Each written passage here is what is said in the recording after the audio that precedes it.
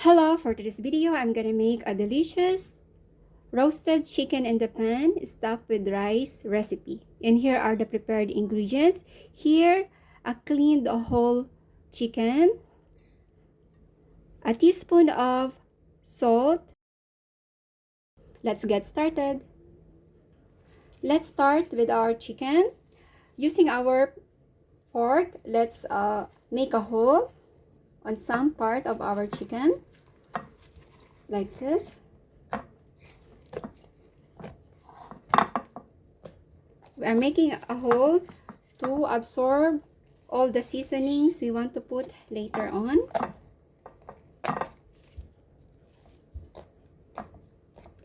And done. Let's add our smashed garlic, our prepared seasoning.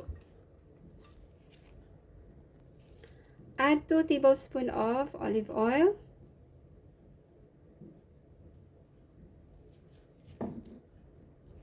And a half teaspoon of soy sauce. I use only half because it's dark. And add our squeezed lemon. Let's combine all the ingredients.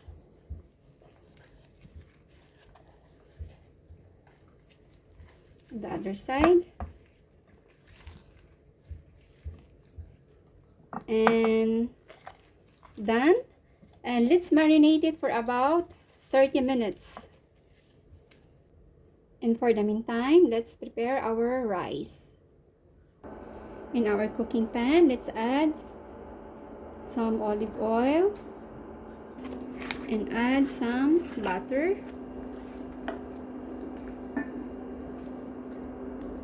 Let's melt the butter and heat a little bit the oil. Now let's fry our minced garlic.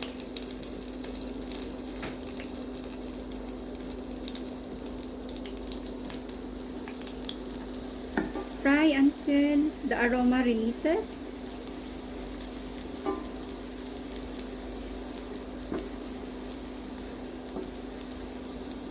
Now let's add frying our onion and the white part of the string onion.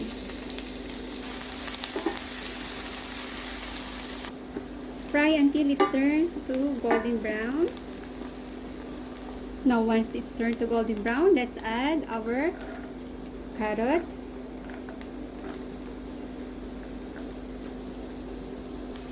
Let's fry for a few seconds. After a few seconds, let's add frying our green beans.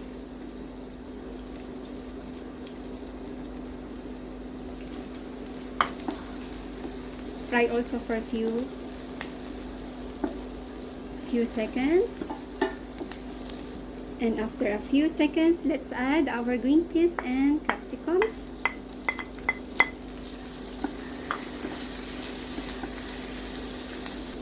Fry for about 1 minute.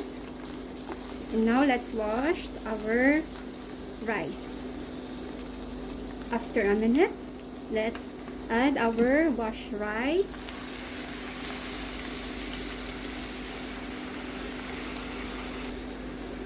Add a teaspoon of salt.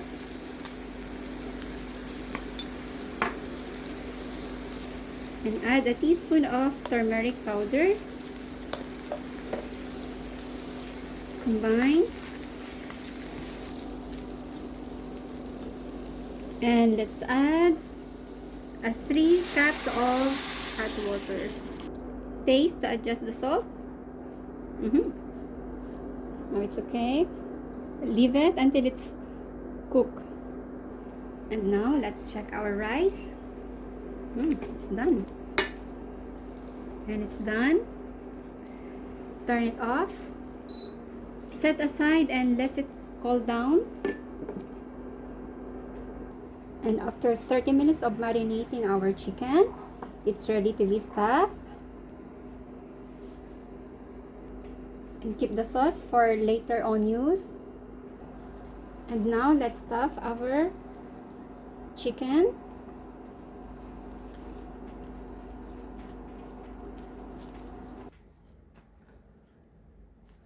And done. And done.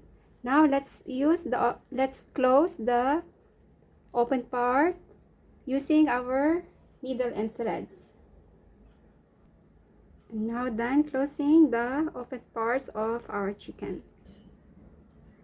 In our cooking pan, let's add some cooking oil.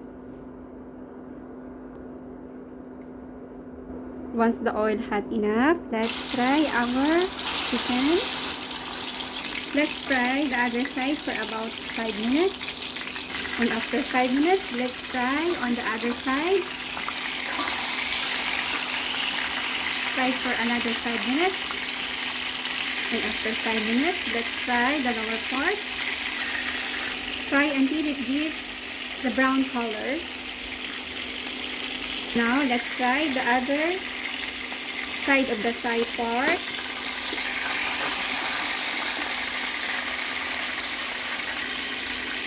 Fry until it also changes the color into brown. Now let's turn on the other side.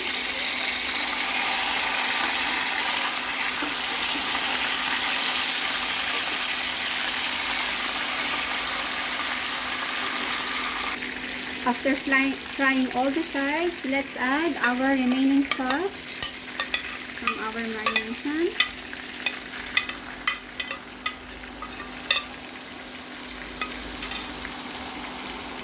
And let's add 2 cups of water. Let it boil until 30 minutes or until the water reduces. Now after 30 minutes, let's check our chicken. Now as you can see, the sauce reduces. Now let's put some sauce on the top. And now let's cover and fry again for another 5 minutes in low heat.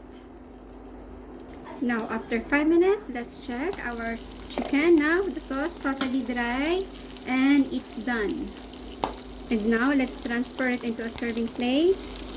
Let's garnish it with green spring onion.